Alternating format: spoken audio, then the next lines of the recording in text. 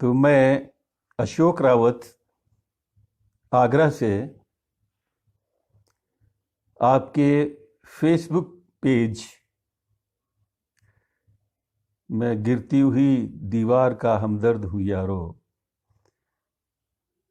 के कार्यक्रम में उपस्थित हूँ और सभी मेरे मित्रों को मेरा अभिवादन, मेरा नमस्कार स्वीकार करें।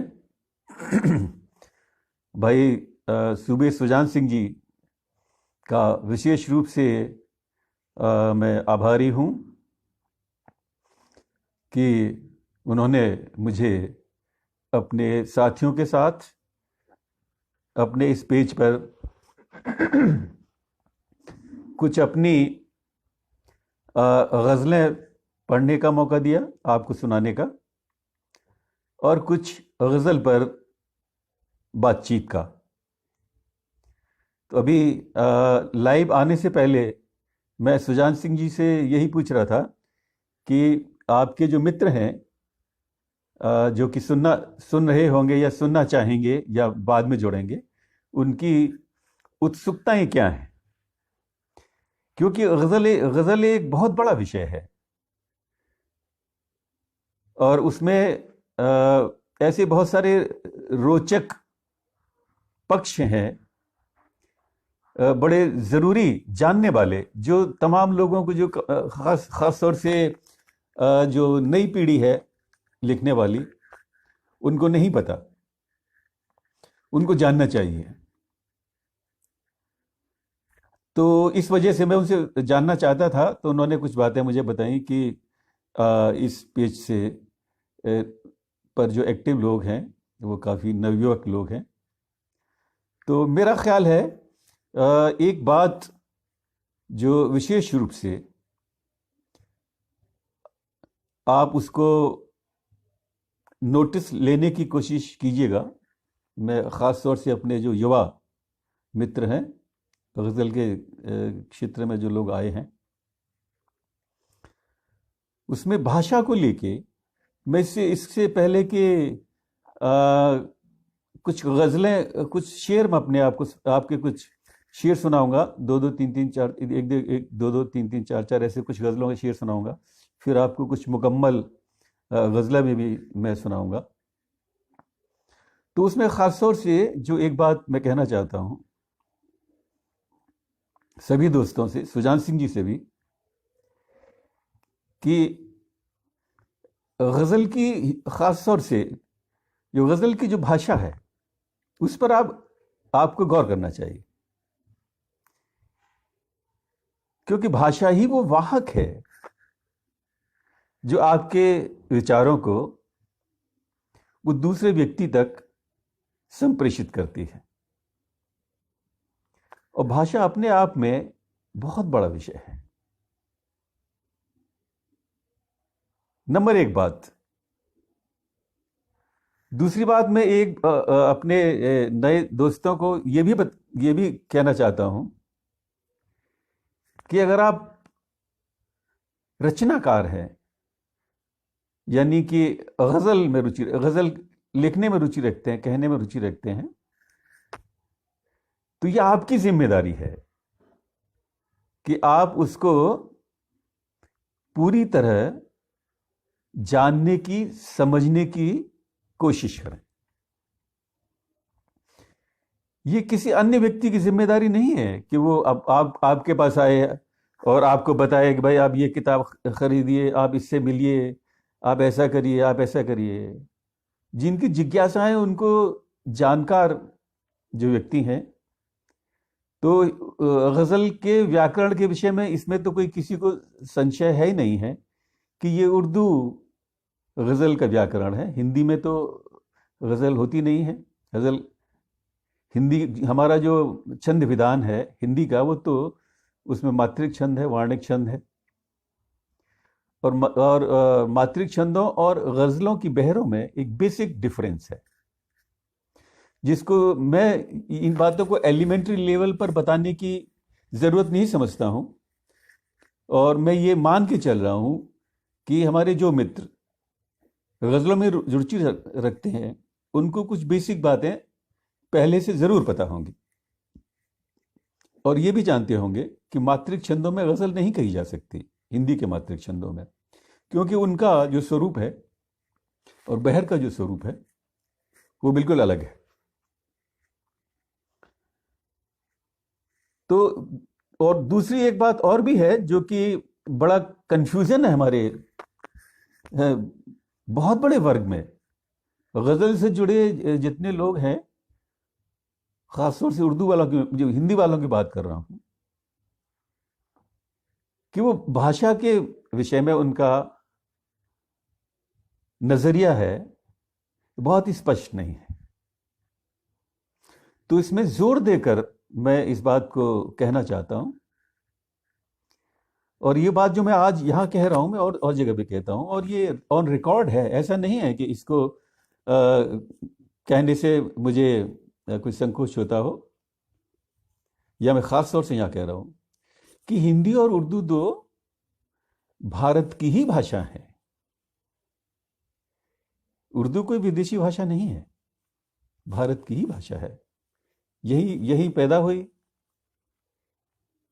और हिंदी, जो खड़ी बोली हिंदी जिसे हम लोग हम और आप जो बोलते हैं, इसका इतिहास भी बहुत पुराना नहीं है। ये भी 150 पौने 200 साल करीब खड़ी बोली। इससे पहले जो हमारी हिंदी का स्वरूप था वो ब्रजभाषा थी, अवधी थी, भोजपुरी थी, कबीर, तुलसी, ये जो हमारे बड़े कवि हैं वो खड़ी बोली हिंदी के कवि नहीं है। दूसरा, ये जो हमारा पिंगल है, जो छंद शास्त्र है, ये खड़ी बोली हिंदी के हिसाब से नहीं बनाया गया। ये हमारी जो पूर्व की भाषाएं थी, संस्कृत भाषा थी, और जो संस्कृत और खड़ी बोली हिंदी के बीच में जितनी भाषाएं हैं, धीरे धीरे धीरे उसमें कुछ परिवर्तन होते गए। तो एक चीज जो हमको जोड़ती है उर्दू से और हिंदी से खास तौर से, वो ये है दोनों का खड़ापन। तो इसलिए अनजाने में भी हमारे बहुत सारे जो हिंदी के कवि हैं, गीतकार हैं, वो लोग भी उर्दू की बहरों में ही लिख रहे होते हैं, लेकिन उनको पता नहीं होता है, क्योंकि छंद के प्रति जागरूकता जब से मुक्त छंद कविता को एक कविता के रूप में मान्यता मिली हिंदी भाषा में, तब से परिस्थितियां में बहुत बहुत परिवर्तन आया। पहले कविता का मतलब होता था छंदबद्ध कविता, जो गीत है या छंद, जो भी उससे अन्य जुड़ी हुई विधा है, कविता का मतलब वही होता था। लेकिन अज्ञेय के आने के बाद, जब 40 के आसपास, 1940 के आसपास जब अज्ञेय आते हैं, और उसके बाद फिर अज्ञेय और मुक्तिबोध साथ साथ ही है, उनमें थोड़ा सा अंतर है। उनके अज्ञेय जी का जो सप्तक था, जिसको पहला सप्तक कहा जाता है, वर्चुअली वो सप्तक था, और दूसरे की कोई योजना नहीं थी पहले, तो उसके बड़े महत्वपूर्ण कवि है मुक्तिबोध। तो अज्ञेय से मुक्तिबोध तक की जो, और मुक्तिबोध का निधन होता है सन 1964 में। ये गजल से पहले ये बातें आपको बता रहा हूँ, बड़ी रोचक बातें हैं, आपको जानना चाहिए। तो मुक्तिबोध छंद मुक्त कविता के एक मसीहा के रूप में स्थापित हुए, यानी कि एक महत्वपूर्ण विधा के रूप में छंदबद्ध कविता, मुक्त छंद कविता को स्वीकार किया गया। तो जाहिर है उसमें फिर जब विधाओं में बहुत बड़े अंतर हो जाते हैं, मुक्त छंद या छंद मुक्त कविता, और फिर जो छंद वाली कविता है, उसमें एक दौर ऐसा भी गुजरा जहाँ पे कि बहुत सारी असहमतियां और बहुत सारी ऐसी बातें हुई जो नहीं होनी चाहिए थी। खैर, तो ये अपने आप को मैं इसलिए कह रहा हूं कि आप जो लिखने वाले हैं उनको तय कर लेना चाहिए कि वो तय तो है ही। इस कंफ्यूजन में मत रहिए कि भाई आप जो है वो दो चार उर्दू के शब्द जानते हैं, और हमारी भाई हिंदी में बहुत सारे उर्दू के शब्द शामिल हैं। हमारी हिंदी भाषा के शब्दकोश में आप देखेंगे तो लगभग 3 से 4% जो शब्द हैं, अरबी, फारसी, स्पेनिश, पश्तो, फ्रेंच, अंग्रेजी, तमाम भाषाओं से उसके शब्द शामिल हैं। लगभग टोटल कुल मिला के अन्य भाषाओं के उसमें जो मेरे पास जो जानकारी है वो लगभग 10-11% शब्द हैं उस हमारी हिंदी में, जिससे हमारी हिंदी संपन्न होती है। तो हम जिस बात को जिस भाषा को बेहतर बोलते हैं, समझते हैं, जानते हैं, तो इसमें कोई संदेह होना ही नहीं चाहिए कि कोई भी व्यक्ति, वो चाहे गज़ल कहे, चाहे वो गीत कहे, चाहे छंद मुक्त कहे, चाहे वो उपन्यास लिखे, कहानी लिखे, किसी भी विधा में लिखे, वो उसको अपने विचारों को बेहतर तरीके से अभिव्यक्त कर पाएगा। तो आइए चलिए इस सिलसिले को मैं इस वजह से इन चीज़ों को कह रहा हूँ कि अभी शुरुआत है। कुछ लोग हमारे मित्र जुड़ रहे होंगे, अभी बहुत ज़्यादा मैं देख नहीं रहा हूँ कमेंट्स, इसमें 2-4 लोगों की ही अभी उपस्थिति मुझे नज़र आ रही है। तो इस वजह से शुरुआत में मैं चाहता हूँ कुछ लोग और जुड़ जाएं, तो उन शेयरों को आप वो भी सुन सकें कुछ लोग। और ये जो बातें जो मैं आपसे कर रहा हूँ गज़ल के विषय में, तो ये समझ लेना चाहिए कि जब हिंदी भाषा में जो गज़ल लिख रहा है वो पूर्ण रूप से उर्दू गज़ल के व्याकरण और छंद विधान का पालन करेगा ही करेगा, तभी उसको गज़ल के हिंदी गज़ल के रूप में भी उसको तभी मान्यता दी जाएगी। हिंदी गज़ल का मतलब ये नहीं होता कि आप उसमें कोई अपनी मर्जी से कोई उसका नाम दे दे, कोई गीतिका कह दे। कोई तमाम लोग जो कर रहे हैं, कमज़ोर लोग हैं, उनको पता नहीं है, वो अपने आप को अक्षम पाते हैं सीखने में, और उसमें चाहे उसका बहरों को भी जानने की कोशिश करने के बजाय सरसरी तौर पर लयों में वो लिख। शुरुआत में तो बात समझ में आती है, शुरुआत में जो आदमी लिखना शुरू करता है उसकी मुश्किलों को मैं समझता हूं, लेकिन बिना उर्दू गज़ल के व्याकरण को ठीक से जानने की कोशिश करनी चाहिए। कोई मुश्किल काम नहीं, जो कोशिश करता है जान जाता है, उनमें एक आत्मविश्वास आता है और वो उस हीन भावना से भी मुक्त होते हैं जो होते ही है, जो तमाम दूसरे लोग, उर्दू वाले भी कई दफ़ा उसमें कुछ ऐसी बातें, हालांकि जिम्मेदार व्यक्ति नहीं कहते, लेकिन कुछ लोग हैं जो कि टिप्पणियां कर देते हैं, लोगों को मुमकिन है बुरी लगती हैं और लगती भी होंगी उनको। तो मैं एक ही बात कहता हूं अंत में कि आप जो भी काम करें जिम्मेदारी से करें। अगर गज़ल से जुड़े हैं तो जिम्मेदारी से जुड़े। आइए, तो अब मैं अपनी कुछ शेर आपको सुनाता हूं, पहले सिलसिला शुरू करता हूं, और उसके बाद कुछ मुकम्मल पूरी गज़लें, जितना भी आपको ठीक लगेगा, या जो 1 घंटे का समय है जितना भी मैं उसमें सुनाने की कोशिश करूंगा, जितनी सुना सकता हूं। मैं चूंकि पढ़ता हूं तहत में, तरन्नुम में नहीं पढ़ता, और तरन्नुम में पढ़ने का समर्थन भी नहीं करता,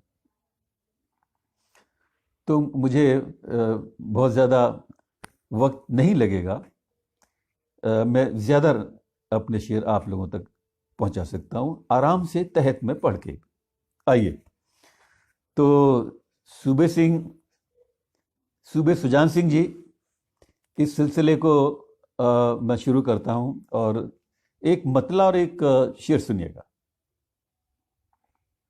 मतला है कि एक दिन मजबूरियां अपनी गिना देगा मुझे, एक दिन मजबूरियां अपनी गिना देगा मुझे, जानता हूं वो कहां जाकर दगा देगा मुझे।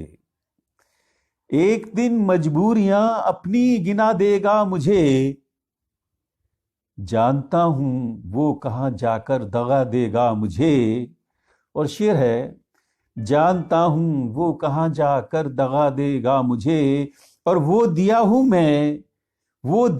मैं जिसे आंधी बुझाएगी जरूर। वो दिया हूं मैं जिसे आंधी बुझाएगी जरूर, पर यहां कोई न कोई फिर जला देगा मुझे। वो दिया हूं मैं जिसे आंधी बुझाएगी जरूर, पर यहां कोई न कोई फिर जला देगा मुझे। एक दिन मजबूरियां अपनी गिना देगा मुझे, जानता हूं वो कहां जाकर दगा देगा मुझे। आइए इन एक मतलब एक शेर के बाद और एक मतला और दो शेर और सुनिएगा। मतला है कि अंधेरे तो हमें सच बात भी कहने नहीं देते, अंधेरे तो हमें सच बात भी कहने नहीं देते, अंधेरे तो हमें सच बात भी कहने नहीं देते, उजालों के तसव्वुर हैं कि चुप रहने नहीं देते। अंधेरे तो हमें सच बात भी कहने नहीं देते, उजालों के तसव्वुर हैं कि चुप रहने नहीं देते। और शेर सुनिएगा, उजालों के तसव्वुर हैं कि चुप रहने नहीं देते, कि कोई पत्थर नहीं है हम कि रोना ही न आता हो, कोई पत्थर नहीं है हम कि रोना ही न आता हो, मगर हम आंसुओं को आंख से बहने नहीं देते। कोई पत्थर नहीं है हम, कोई पत्थर नहीं है हम कि रोना ही न आता हो, मगर हम आंसुओं को आंख से बहने नहीं देते। और शेर है, एक शेर और है, मगर हम आंसुओं को आंख से बहने नहीं देते। शेर है कि उधर दुनिया की कोई ख्वाब सच होने नहीं देती, उधर दुनिया की कोई ख्वाब सच होने नहीं देती, इधर कुछ ख्वाब हैं जो चैन से रहने नहीं देते। उधर दुनिया की कोई ख्वाब सच होने नहीं देती, इधर कुछ ख्वाब हैं जो चैन से रहने नहीं देते। अंधेरे तो हमें सच बात भी कहने नहीं देते, उजालों के तसव्वुर हैं कि चुप रहने नहीं देते, उजालों के तसव्वुर हैं कि चुप रहने नहीं देते। मुझे ज़रा ये बीच में बताते रहिएगा कि आवाज़ आप तक ठीक पहुंच रही है कि नहीं पहुंच रही है। मैं ख़ास तौर से सूबे सुजान सिंह जी से ये निवेदन करता हूं कि मुझे ये बता दीजिएगा कि आवाज़ ठीक, जो मेरी आवाज़ है वो आप तक ठीक से पहुंच रही है और आप शेर सुन पा रहे हैं ठीक से। आइए अब एक मतला और दो शेर आपको और सुनाता हूं, सुनिएगा।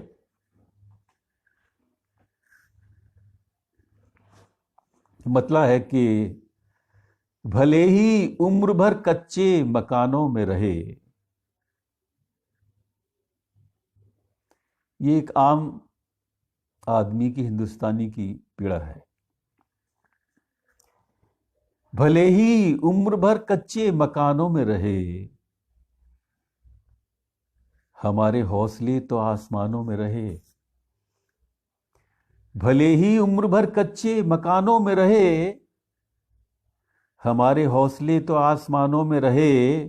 और शेर है, हमारे हौसले तो आसमानों में रहे, हमें तो आज तक तुमने कभी पूछा नहीं, हमें तो आज तक तुमने कभी पूछा नहीं, किले के पास हम भी शामियानों में रहे। हमें तो आज तक तुमने कभी पूछा नहीं, किले के पास हम भी शामियानों में रहे। और एक शेर है कि उड़ाने भी हमारे सोच में जिंदा रही,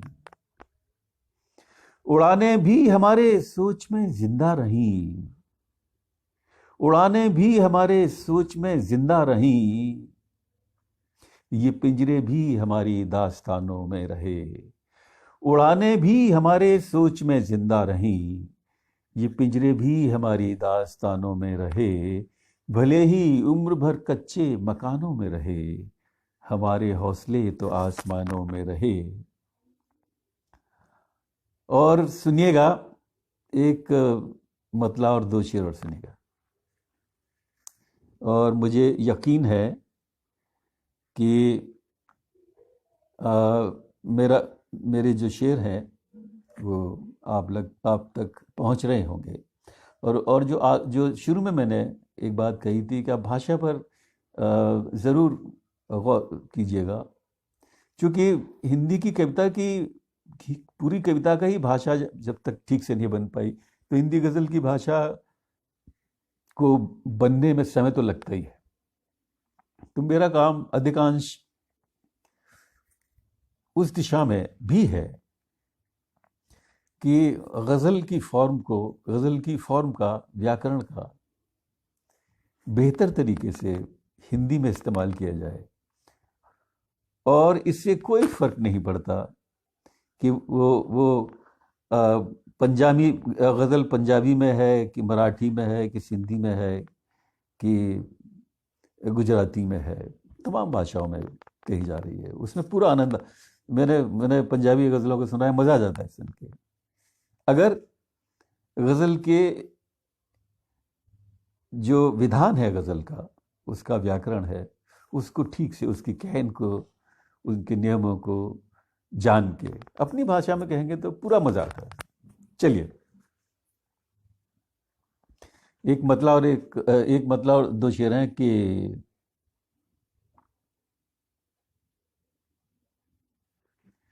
दुश्मनों से भी निभाना चाहते हैं,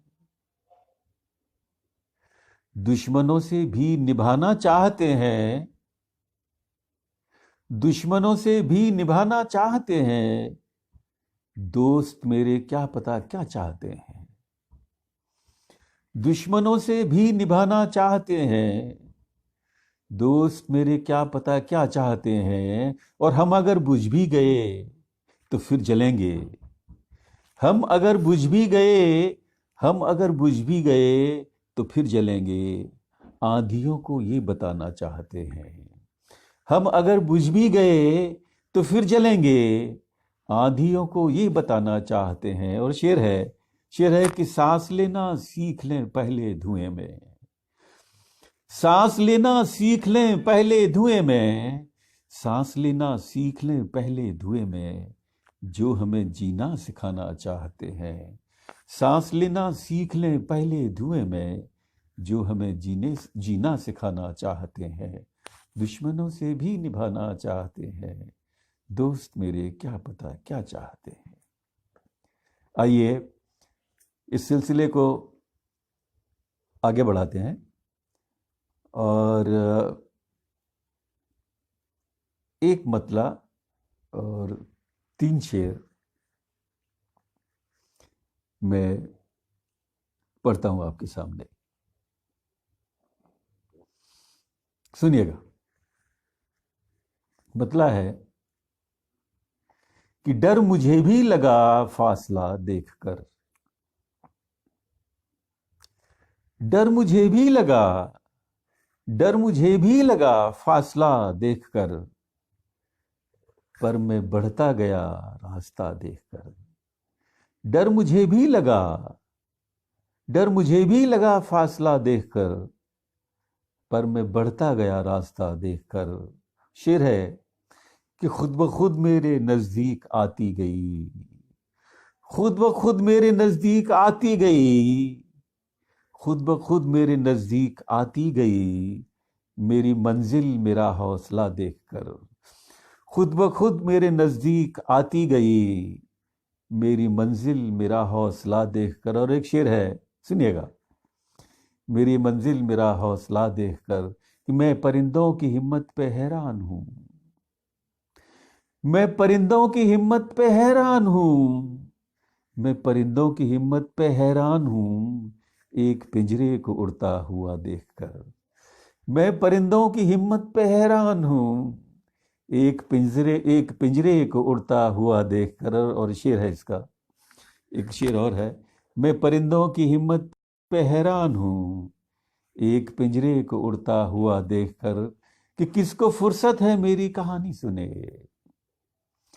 किसको फुर्सत है मेरी कहानी सुने, किसको फुर्सत है मेरी कहानी सुने, लौट जाते हैं सब आगरा देखकर। किसको फुर्सत है मेरी कहानी सुने, लौट जाते हैं सब आगरा देखकर। डर मुझे भी लगा फासला देखकर, पर मैं बढ़ता गया रास्ता देखकर।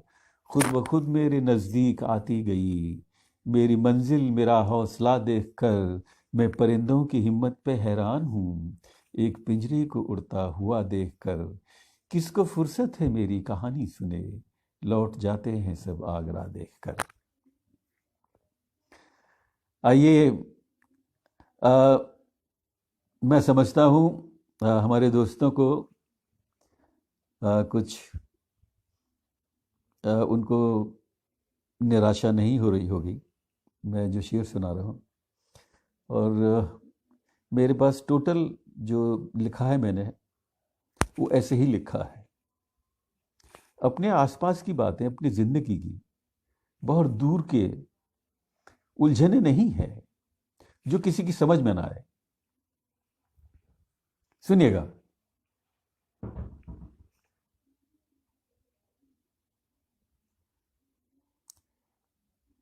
एक मतला और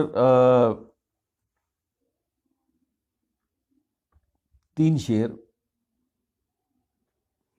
कि कभी वो राह में बिखरे हुए पत्थर नहीं गिनते, कभी वो राह में बिखरे हुए पत्थर नहीं गिनते, कभी वो राह में बिखरे हुए पत्थर नहीं गिनते।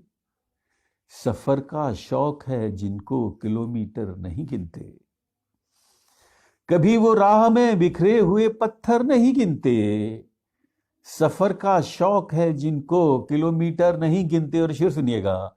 सफर का शौक है जिनको किलोमीटर नहीं गिनते, और उन्हें भी दर्द देती हैं सफर की मुश्किलें, लेकिन उन्हें भी दर्द देती हैं, उन्हें भी दर्द देती हैं सफर की मुश्किलें, लेकिन जो मंजिल तक पहुंचते हैं कभी ठोकर नहीं गिनते। उन्हें भी दर्द देती हैं सफर की मुश्किलें, लेकिन जो मंजिल तक पहुंचते हैं कभी ठोकर नहीं गिनते। और शेर सुनिएगा कि उन्हें जब चोट लगती है, उन्हें जब चोट लगती है, उन्हें जब चोट लगती है गिरा देते हैं अपने फल। उन्हें जब चोट लगती है गिरा देते हैं अपने फल। दरख्त अपनी तरफ फेंके हुए पत्थर नहीं गिनते। उन्हें जब चोट लगती है गिरा देते हैं अपने फल। दरख्त अपनी तरफ फेंके हुए पत्थर नहीं गिनते। और शेर है इसमें, दरख्त अपनी तरफ फेंके हुए पत्थर नहीं गिनते, कि यही तो खासियत होती है बस ईमान वालों की। कि यही तो खासियत होती है बस ईमान वालों की। यही तो खासियत होती है बस ईमान वालों की। कभी नीचे नहीं गिनते, कभी ऊपर नहीं गिनते। यही तो खासियत होती है बस ईमान वालों की। कहीं नीचे नहीं गिनते, कभी नीचे नहीं गिनते, कभी ऊपर नहीं गिनते। कभी वो राह में बिखरे हुए पत्थर नहीं गिनते। सफर का शौक है जिनको किलोमीटर नहीं गिनते, और उन्हें भी दर्द देती हैं सफर की मुश्किलें, लेकिन जो मंजिल तक पहुंचते हैं कभी ठोकर नहीं गिनते। और उन्हें जब चोट लगती है गिरा देते हैं अपने फल। दरख्त अपनी तरफ फेंके हुए पत्थर नहीं गिनते। आइए, तो मेरे कुछ दोस्त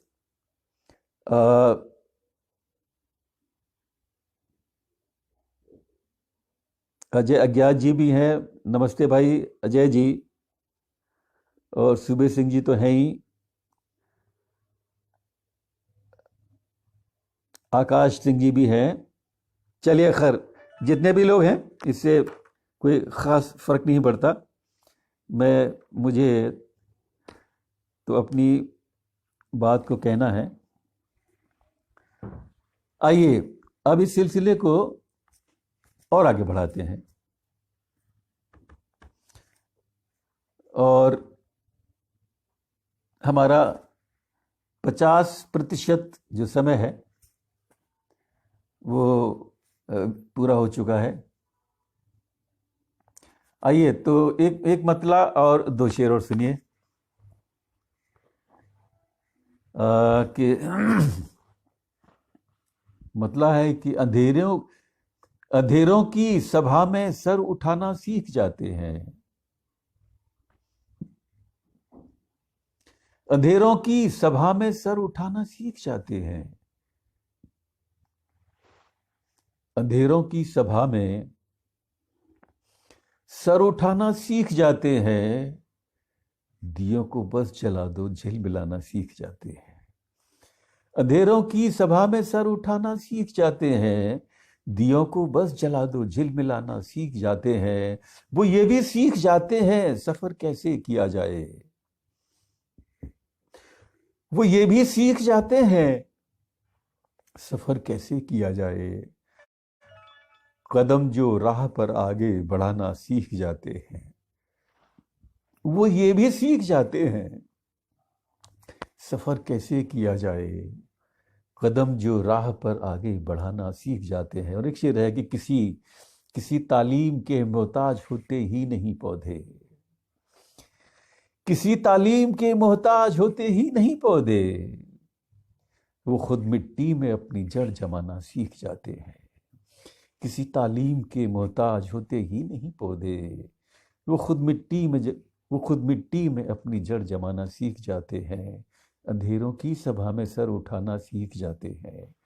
दियों को बस जला दो झिलमिलाना सीख जाते हैं। और आइए इस सिलसिले को आगे ले चलते हैं अब।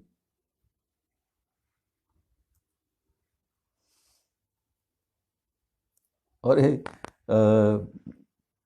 ये एक मतलब 3-4 शेर और सुनिएगा कि किसी के आशिया में आग तो तुमने लगा दी है। किसी के आशिया में आग तो तुमने लगा दी है। किसी के आशिया में आग तो तुमने लगा दी है। छतों से छत लगी है दूर तक इसका पता भी है। किसी के आशिया में आग तो तुमने लगा दी है। छतों से छत लगी है दूर तक इसका पता भी है। और बड़ी तकलीफ देता है तुम्हारा बेखबर रहना। बड़ी तकलीफ देता है तुम्हारा बेखबर रहना। पता होते हुए सब कुछ कहां पर क्या खराबी है। बड़ी तकलीफ देता है तुम्हारा बेखबर रहना। पता होते हुए सब कुछ कहां पर क्या खराबी है। और फिर सुनिएगा कि कहां तक साथ दोगे तुम सफर में जानता हूं मैं। कहां तक साथ दोगे तुम सफर में जानता हूं मैं। तुम्हारा लक्ष्य तो केवल तुम्हारी कामयाबी है। कहां तक साथ दोगे तुम सफर में जानता हूं मैं। तुम्हारा लक्ष्य तो केवल तुम्हारी कामयाबी है। और एक शेर है इसमें कि मेरी मेरी आंखों में देखो झांक कर क्या सोचता हूं मैं। मेरी आंखों में देखो मेरी आंखों में देखो झांक कर क्या सोचता हूं मैं। मेरे चेहरे पे मत जाओ वहां थोड़ी उदासी है। मेरी आंखों में देखो झांक कर क्या सोचता हूं मैं। मेरे चेहरे पे मत जाओ वहां थोड़ी उदासी है। किसी के आशिया में आग तो तुमने लगा दी है। छतों से छत लगी है दूर तक इसका पता भी है। आइए इस सिलसिले को तो इससे पहले कि मैं अगली गजल कि कुछ शेर या पूरी गजल आपको सुनाऊं, मैं इस बात को जोर देकर कहना चाहता हूं जिसको शायद हिंदी वालों ने भी तो उसको एहसास किया ही नहीं। उर्दू वाले अपने तरीके से बातचीत करते रहे। दुष्यंत अचानक से गजल में नहीं आए थे। 42 वर्ष की अवस्था में तो उनका निधन हो गया था। तो उनका जो एकमात्र गजल संग्रह है दुष्यंत जी का, वो 1975 में साए में धूप नाम से प्रकाशित हुआ। वो उसमें 52 गजलें थी। और वो गजलें वो तब की बात है जब जयप्रकाश का आंदोलन कांग्रेस की सरकार के विरुद्ध उन दिनों चल रहा था। इमरजेंसी से पहले की बातें हैं ये। तो बड़ा आक्रोश था, जनमानस में बड़ा आक्रोश था, कांग्रेस का विरोध हो रहा था। और जाहिर है दुष्यंत के मन में भी उसको लेकर कुछ आक्रोश, कुछ क्या पूरा आक्रोश था। तो जब उनकी गजलें सारिका में छपी, धर्मयुग में छपी, साप्ताहिक हिंदुस्तान में छपी, तो हिंदी साहित्य में के क्षेत्र में बहुत बड़ी हलचल हुई। कोई वो तब की बात है, ये याद रखिए, ये 75 की बात है। 75 की बात का मतलब है मुक्तिबोध का निधन हुए 11 वर्ष हुए थे। मुक्तिबोध 1964 में उनका निधन हुआ था। यानी कि एक मसीहा के रूप में मुक्तचंद कविता की स्थापना हो चुकी थी। तो वो दौर, वो नई कविता का सबसे स्वर्णिम युग था। और दुष्यंत भी नई कविता के ही कवि थे, और उसी से उनकी बड़ी पहचान थी। उन्होंने काफी, वो पूरे साहित्यकार थे। उन्होंने उपन्यास भी लिखा, नाटक भी लिखा, मुक्तछंद भी लिखे, गीत भी लिखे। शुरू में गीतकार थे, लेकिन जब उनकी गजलें लोकप्रिय हुई और वो हिंदुस्तान से बाहर भी पहुंची, पाकिस्तान तक भी पहुंची। वो एक जम्मू कश्मीर रेडियो पे एक मुशायरे में उनको बुलाया गया। तो जाहिर है वहाँ पाकिस्तान वालों ने भी सुना, और हर व्यक्ति हतप्रभ था, आश्चर्यचकित था। कहता गजल में ये सारी बातें भी कही जा सकती हैं, कोई कल्पना नहीं कर सकता था उससे पहले। आज भी आप इसमें बुरा मत कोई माने उर्दू वाले, आज भी आप किसी जब उनके शागिर्द अपने उस्ताद के पास जाते हैं तो वो गजल की शुरुआत उनसे वहीं से कराना चाहते हैं कि भैया आप ये गजल कहें तो उसमें कुछ गजल के शेर, गजल का मतलब है जो कन्वेंशनल, जो इश्क की बातें, प्यार की बातें, और तमाम जो विरह फिरह की, और ये बहुत सारी बातें हैं उसमें। वो भी जिंदगी का हिस्सा है, ऐसा नहीं है कि वो खराब होती है। मेरे कहने का आशय ये नहीं है। मैं सिर्फ ये कहना चाहता हूं कि आप बदलते दौर में समय के साथ साथ आप आगे बढ़िए और अपनी जिंदगी, अपने जीवन के आसपास की बातों को कविता में दर्ज कीजिए, जिससे कि आपका पाठक अपने आप को उसमें पाए। आपकी कविता में अगर पीड़ा है, जब दुष्यंत का वो शेर है ना, हो गई है पीर पर्वत सी पिघलनी चाहिए, इस हिमालय से कोई गंगा निकलनी चाहिए। तो इसका कर्ता कौन है? आप ध्यान से, अगर आपने शेर पर ध्यान दिया हो गई है पीर पर्वत सी पिघलनी चाहिए, हो गई है पीर पर्वत सी पिघलनी चाहिए, इस हिमालय से कोई गंगा निकलनी चाहिए। तो इसका कर्ता पाठक है। ये शेर, ये किसी भी शेर का, किसी भी शायरी का सर्वश्रेष्ठ, सबसे ऊंचा स्थान है कि जहां पे हर पाठ करने वाला, हर पढ़ने वाला, उस शेर को पढ़ने वाला, उस कविता को पढ़ने वाला, उसका कर्ता वही है, उसकी आवाज है। ये बड़ी उपलब्धि है। ऐसे ही जो उनका जो पहली गजल का शेर है कि कहाँ तो तय था चरागा हर एक घर के लिए, और कहाँ चराग मयसर नहीं शहर के लिए। इसमें भी कर्ता कौन है? इसमें भी कर्ता वो जो पढ़ रहा है पाठक, या जो उसको बोल रहा है, वही है। ये बड़ा प्लेटफॉर्म है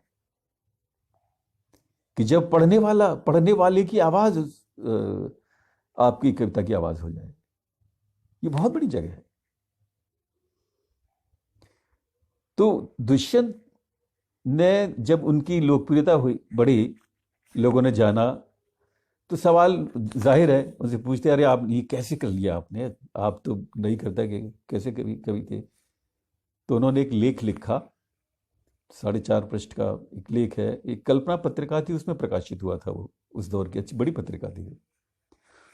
और उसके बाद फिर कमलेश्वर जी ने, जो उस समय सारिका के संपादक थे, सारिका एक बड़ी पत्रिका थी हिंदी साहित्य की, तो उसमें भी उस लेख को, मेरी गज़लें नाम से उस लेख को वहां भी प्रकाशित किया गया, जिसमें दुष्यंत जी ने अपने गजल के लगाव और गजल से जुड़ाव के विषय में बड़ी महत्वपूर्ण बातें और बड़े स्पष्ट रूप से कही है उन्होंने। और गजल के साथ साथ गजल की बात तो की है उन्होंने, लेकिन वो दौर है, मैंने याद करिए, वो मुक्तिबोध का दौर है, मुक्तिबोध एक मसीहा की तरह स्थापना हो गए थे। तो जितने शालीन रूप से मुक्तछंद कविता की उस समय की परिस्थितियों जो कुछ लिखा जा रहा था, उसके विषय में जितनी कटु आलोचना, सत्य लेकिन सत्य, दुष्यंत जी ने की, मुझे नहीं लगता इतने साफ शब्दों में किसी में कहने की हिम्मत होगी, आज भी नहीं है लोगों में। कविता की कोई विधा बुरी नहीं होती। मैं विधाओं के गीत गाने के विरुद्ध हूं। विधाओं की पूजा अर्चना करना, कोई विधा किसी भी विचार को महत्वपूर्ण नहीं बना सकती, कविता नहीं बना सकती। ये तो रचनाकार पर निर्भर करता है कि वो अपने अपनी क्षमताओं का कितनी कुशलता से, दक्षता से उस विधा में वो सृजन कर सकता है। ये उस पर, ये रचनाकार पर। तुलसी अगर महान हुए हैं तो चौपाई छंद को अपना निजमान नहीं हुए। हमारे दोस्तों को पता भी नहीं होगा कि तुलसी की आयु जब 63 वर्ष थी, तब उन्होंने रामचरित मानस लिखना शुरू किया था, और 3 वर्ष लगे रामचरित मानस को लिखने में। मैं किस लिए कह रहा हूं इस बात को?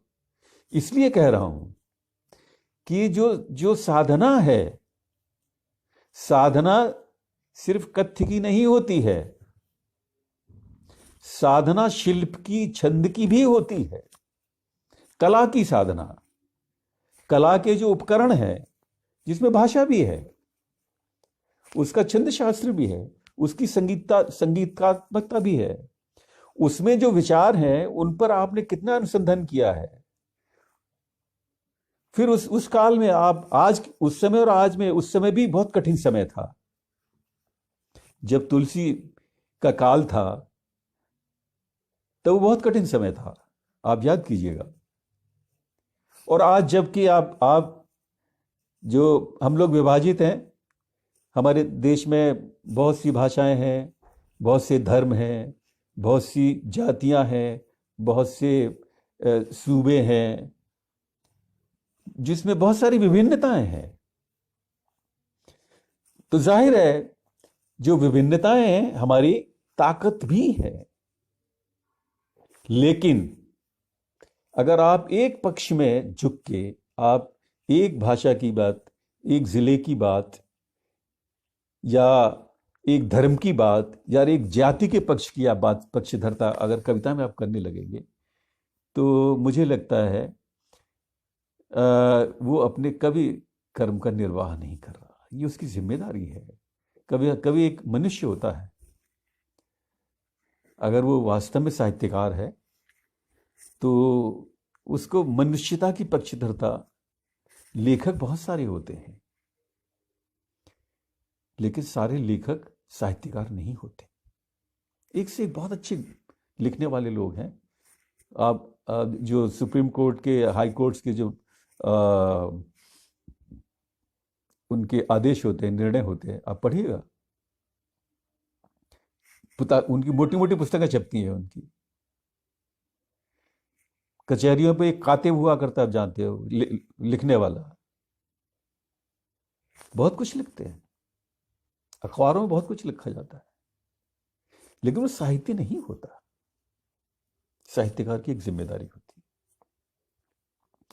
तो मैं इस बिंदु का जिक्र विशेष रूप से अपने नवयुवकों से, नवयुवकों की पीढ़ी से करना चाहता हूँ कि वो इन चीज़ों को, वो हवा में, वो दौर अलग था जब दुष्यंत के बाद के जो तमाम लोग थे अपने ऐसे ही बस कैजुअली, कुछ पता अता पता कुछ था नहीं, लेकिन वो इस बात को भी मानने को तैयार नहीं हुए कि दुष्यंत दुष्यंत ने 25 वर्ष, दुष्यंत ने यही तो बताया कि उन्होंने 25 वर्ष गजल की साधना की।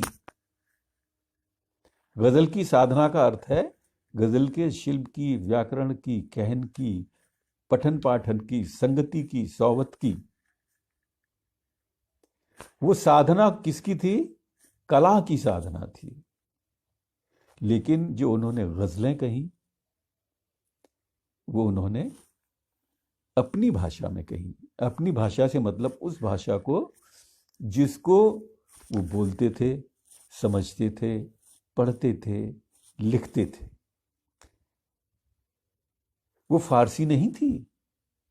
फारसी हमारी भाषा नहीं है, समझ लीजिए इस बात को। उर्दू हमारी भाषा है, और उर्दू और फारसी एक भाषा नहीं है, एक भाषा नहीं है।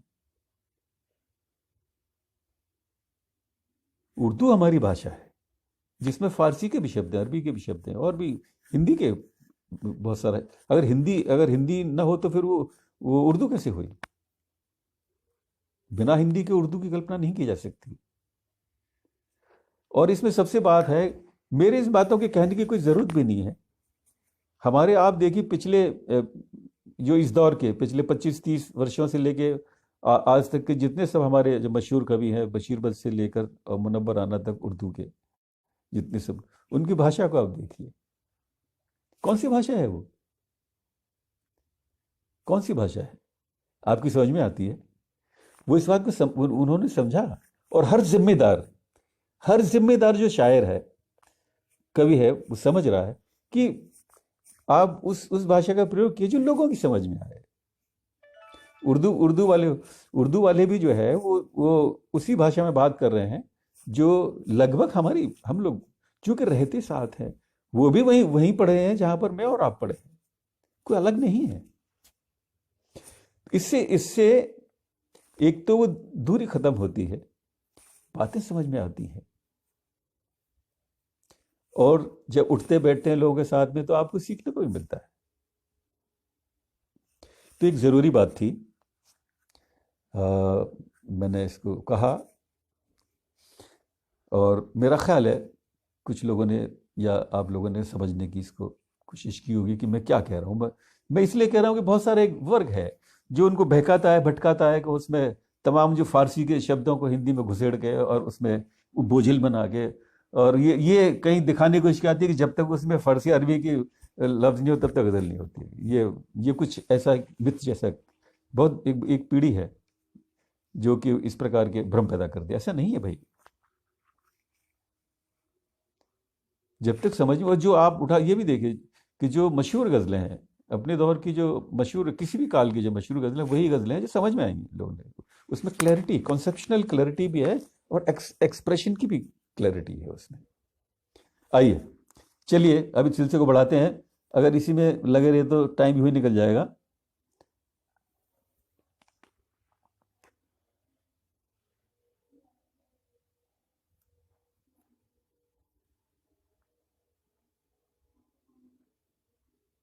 और अब चलिए, अब आप चलते हैं हम कुछ पूरी पूरी पूरी गज़लें मैं आपको सुनाता हूँ।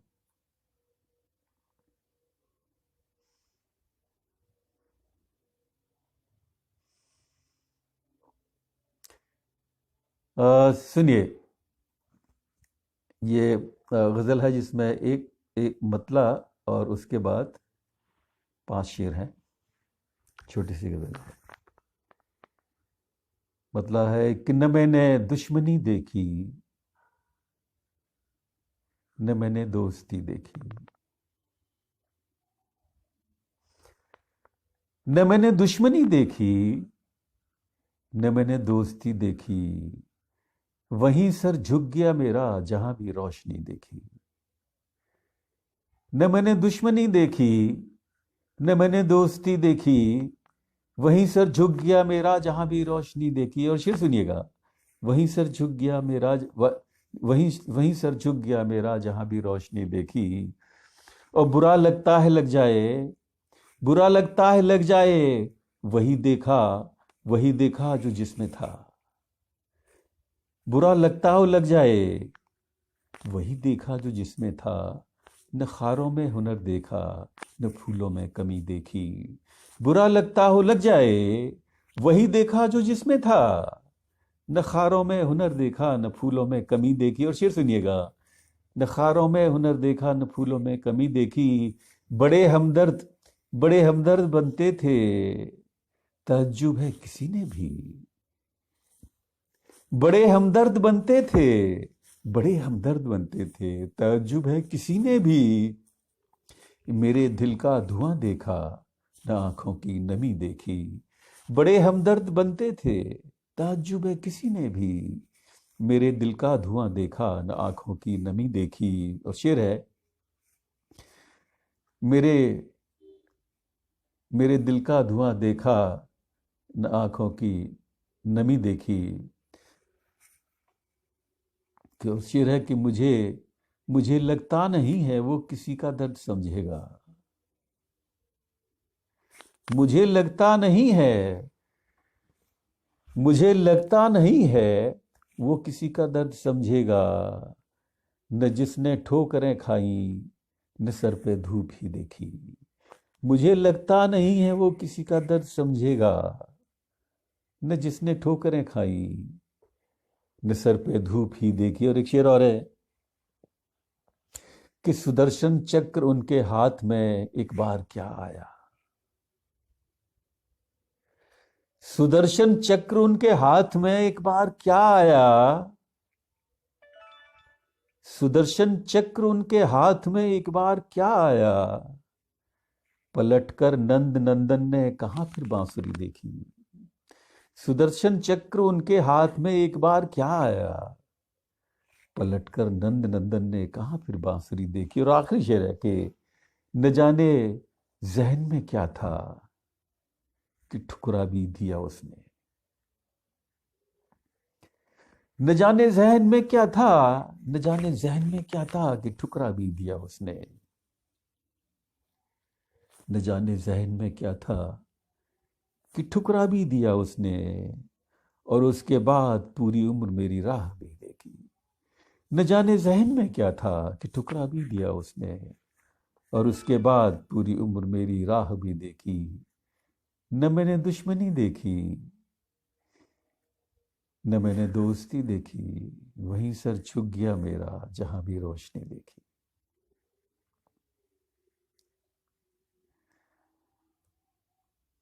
आइए एक गजल, मुकम्मल गजल और पेश की जाए। टाइम बड़ी तेजी से भाग रहा है। एक घंटा जब सोचते हैं तब तो ये लगता है यार बड़ा, एक घंटा बहुत होता है। और उसमें ये करेंगे, लेकिन एक घंटा काव्य पाठ करते हुए या गजल पे बातचीत करते हुए मुझे तो चुटकियों में गुजरते हुए लग जाता है। और जो मैं सोच के आता हूँ कि मैं ये सारी बातें कर पाऊंगा, इतनी सारी मैं गज़लें में लोगों को सुना पाऊंगा, उसका मुश्किल से 20%, 15-20% से ज़्यादा कभी कभी ऐसा हुआ नहीं। चलिए खैर, चलिए तो सुनिए। गज़ल है कि हमारी चेतना पर, आप सुन रहे हैं और अपनी नज़र भाषा पर भी रखिए, कि हमारी चेतना पर आंधियां हावी न हो जाएं। हमारी चेतना पर आंधियां हावी न हो जाएं। कहीं जुल्मो सितम सहने के हम आदी न हो जाएं। हमारी चेतना पर आंधियां हावी न हो जाएं। कहीं जुल्मो सितम सहने के हम आदी न हो जाएं। कहीं ऐसा न हो जाए, कहीं ऐसा न हो जाए भुला ही दें परिंदों को, कहीं ऐसा न हो जाए भुला ही दें परिंदों को, कहीं ये पेड़ कटने के लिए राजी न हो जाए, कहीं ऐसा न हो जाए, कहीं ऐसा न हो जाए भुला ही दें परिंदों को, कहीं ये पेड़ कटने के लिए राजी न हो जाएं। हमें डर है, हमें डर है अहिंसा प्रेम करुणा दोस्ती ईमान, हमें डर है अहिंसा प्रेम करुणा दोस्ती ईमान, बदलते दौर में अल्फाज ये गाली न हो जाएं। हमें डर है, हमें डर है अहिंसा प्रेम करुणा दोस्ती ईमान, बदलते दौर में अल्फाज ये गाली न हो जाएं। और शेर सुनिएगा, बदलते दौर में अल्फाज ये गाली न हो जाएं। सियासत की दुकानों पर अंधेरा बेचने वाले, सियासत की दुकानों पर अंधेरा बेचने वाले, सियासत की दुकानों पर अंधेरा बेचने वाले, उजालों की विरासत के कहीं स्वामी न हो जाएं। सियासत की दुकानों पर अंधेरा बेचने वाले, उजालों की विरासत के कहीं स्वामी न हो जाएं। और शेर सुनिएगा कि किसी दिन गॉड से इतिहास का नायक न हो जाए, किसी दिन गॉड से इतिहास का नायक न हो जाए, किसी दिन गॉड से इतिहास का नायक न हो जाए, कहीं मायूस इस इतिहास से गांधी न हो जाए। किसी दिन गॉड से इतिहास का किसी दिन गॉड से इतिहास का नायक न हो जाए, कहीं मायूस इस इतिहास से गांधी न हो जाए। और शेर है कि डुबो दें बीच दरिया में हमारी नाव ले जाकर, डुबो दें बीच दरिया में हमारी नाव ले जाकर, तमाशा देखने वाले कहीं माझी न हो जाए। डुबो दें बीच दरिया में हमारी नाव ले जाकर, डुबो दें बीच दरिया में हमारी नाव ले जाकर, तमाशा देखने वाले कहीं माझी न हो जाएं। हमारी चेतना पर आंधियां हावी न हो जाएं, कहीं जुल्मों सितम सहने के हम आदी न हो जाएं।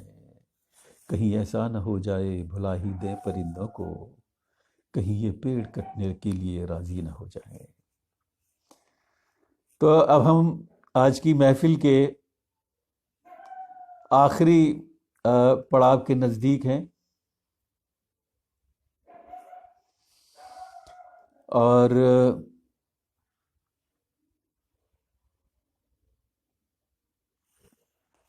इससे पहले कि इसका समापन करें हम अपने आज की सभा का,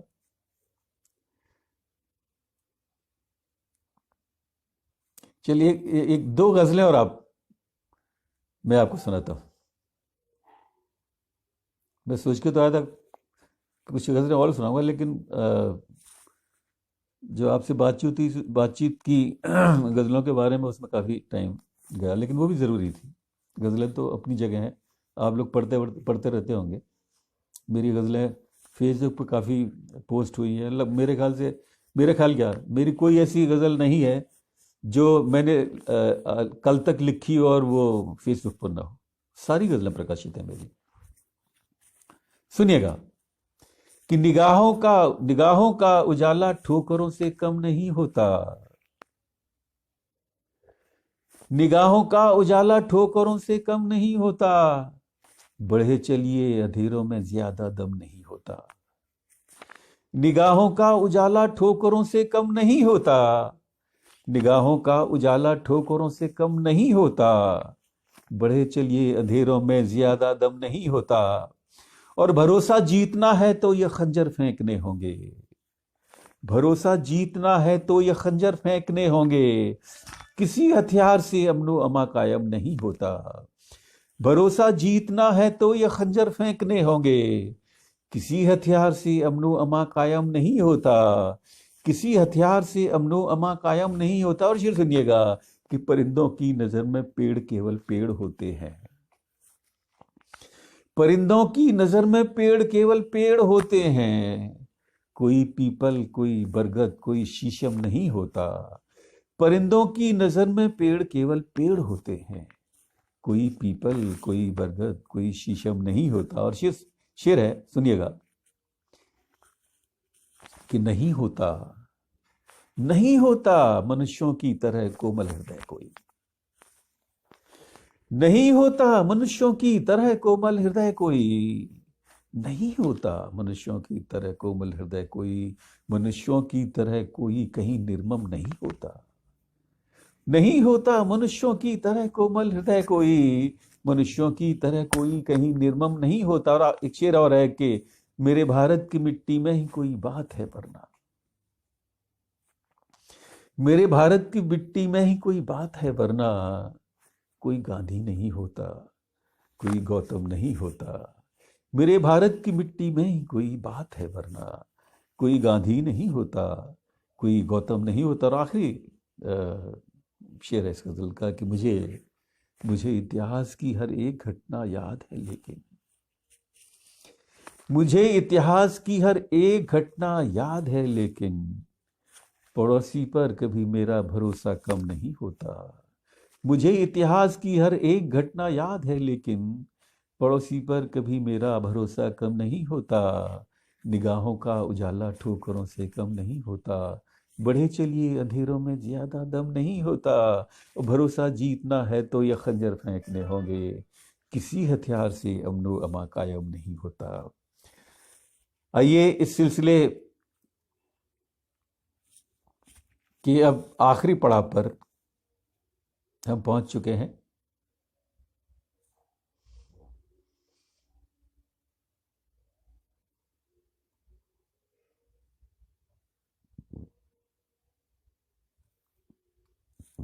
तो एक ये जो गजल मैं पढ़ रहा हूं ये पढ़ता हूं,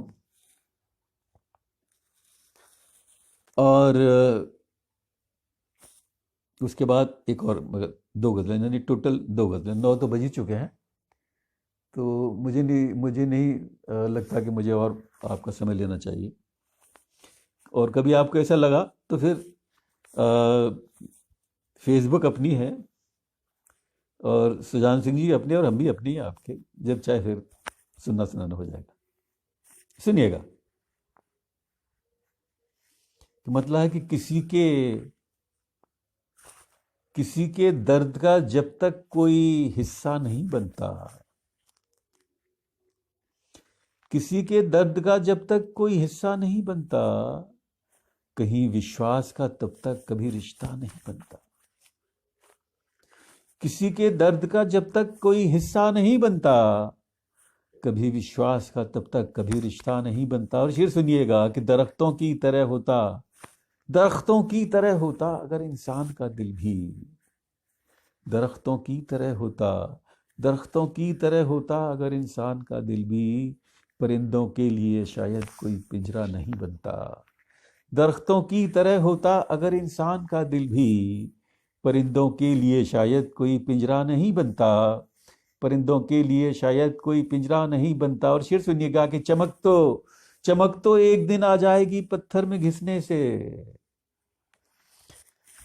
चमक तो एक दिन आ जाएगी पत्थर में घिसने से, मगर इस इल्म से पत्थर कभी शीशा नहीं बनता, चमक तो एक दिन आ जाएगी पत्थर में घिसने से, चमक तो एक दिन आ जाएगी पत्थर में घिसने से, मगर इस इल्म से पत्थर कभी शीशा नहीं बनता। और शेर सुनिएगा कि किसी तरतीब से ही शक्ल मिलती है लकीरों को, किसी तरतीब से ही शक्ल मिलती है लकीरों को, लकीरें खींच देने से कोई नक्शा नहीं बनता, किसी तरतीब से ही शक्ल मिलती है लकीरों को, लकीरें खींच देने से कोई नक्शा नहीं बनता। और शेर सुनिएगा, लकीरें खींच देने से कोई नक्शा नहीं बनता, कि इसी को भाग्य कहते हैं, इसी को भाग्य कहते हैं, समंदर का रुका पानी, इसी को भाग्य कहते हैं, समंदर का रुका पानी, मचलता तो बहुत है पर कभी दरिया नहीं बनता, इसी को भाग्य कहते हैं, समंदर का रुका पानी, मचलता तो बहुत है पर कभी दरिया नहीं बनता। और आखिरी शेर सुनिएगा कि नए ख्वाबों से ही अक्सर नए रास्ते निकलते हैं, नए ख्वाबों से ही अक्सर नए रिश्ते निकलते हैं, नए ख्वाबों से ही अक्सर नए रिश्ते निकलते हैं। पुरानी लीक पुरानी लीक पर चलकर नया रास्ता नहीं बनता। नए ख्वाबों से ही अक्सर नए रास्ते निकलते हैं, पुरानी लीक पर चलकर नया रास्ता नहीं बनता। किसी के दर्द का जब तक कोई हिस्सा नहीं बनता, कहीं विश्वास का तब तक कभी रिश्ता नहीं बनता। और दरख्तों की तरह होता अगर इंसान का दिल भी, परिंदों के लिए शायद कोई पिंजरा नहीं बनता। तो आइए अब हम बिल्कुल अपनी आखिरी मंजिल पे पहुंच गए हैं, और मैं अपनी आज के इस कार्यक्रम की अंतिम प्रस्तुति गज़ल के रूप में मैं देता हूं।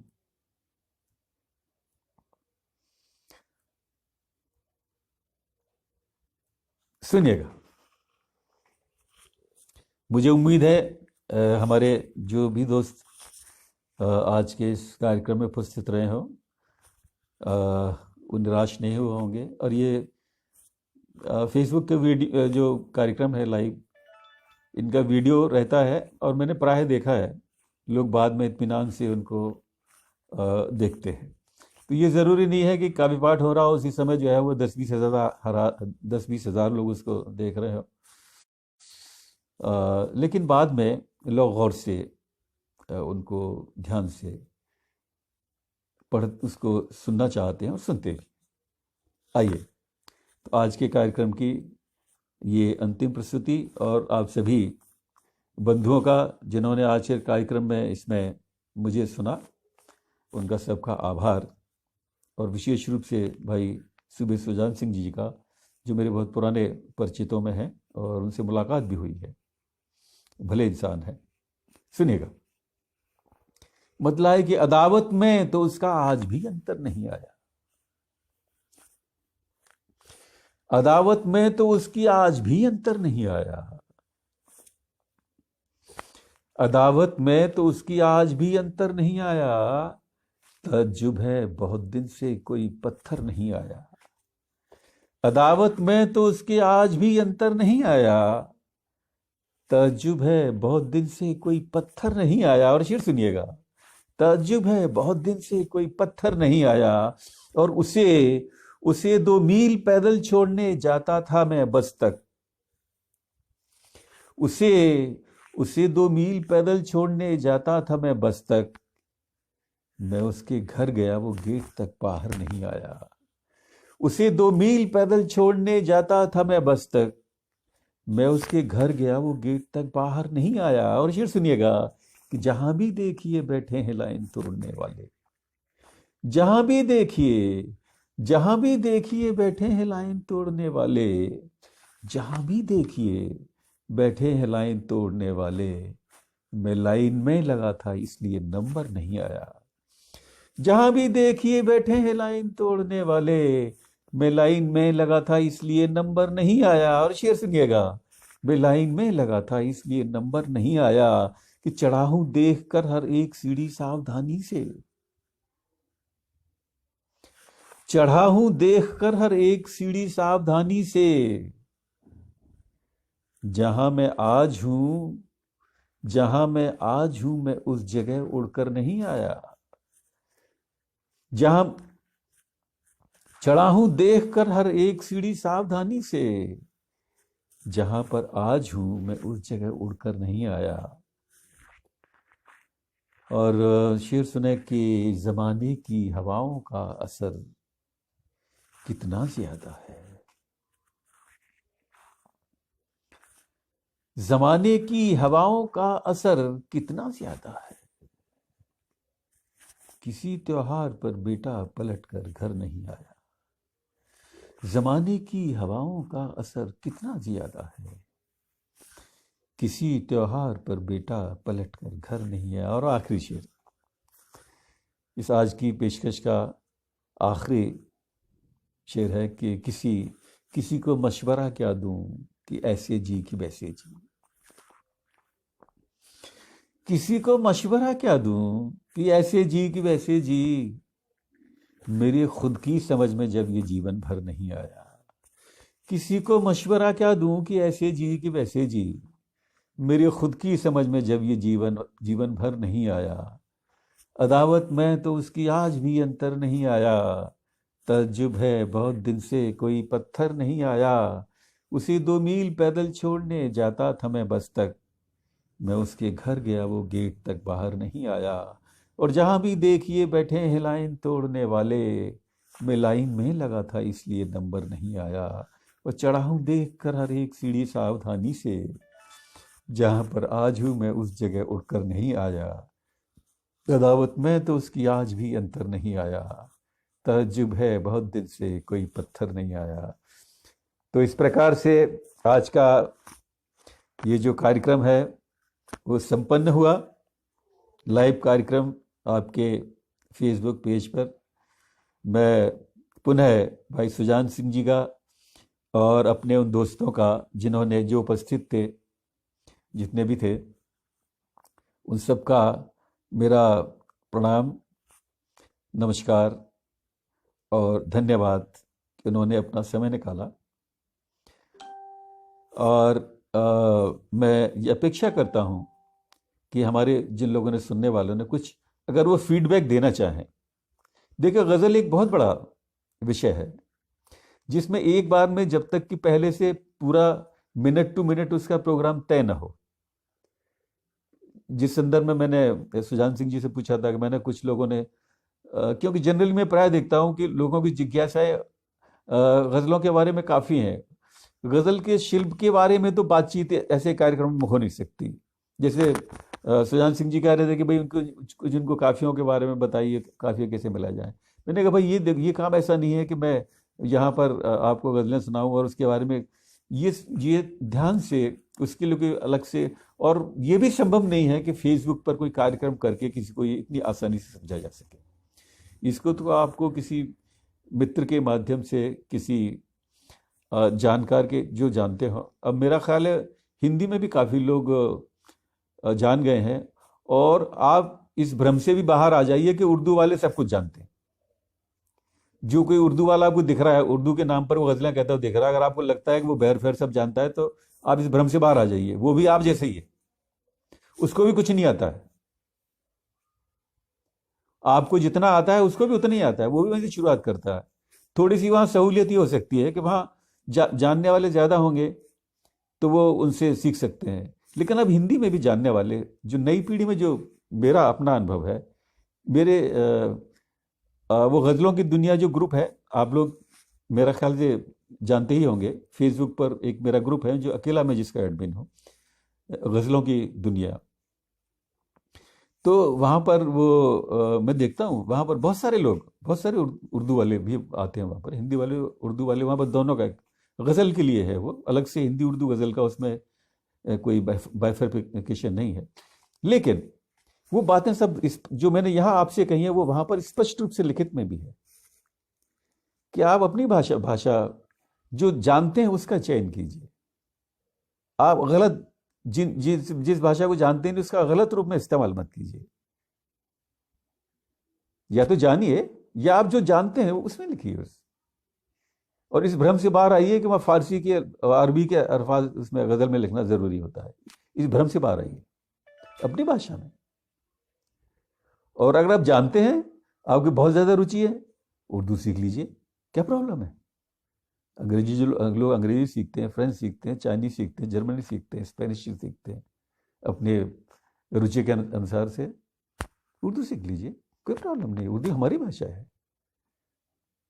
अगर आपको भाषा से लगाव है, इसमें कोई बुरी बात नहीं है। तो चलिए, बहुत बहुत शुक्रिया आप लोगों का, और एक बार पुनः अभिवादन, नमस्कार और बहुत बहुत धन्यवाद।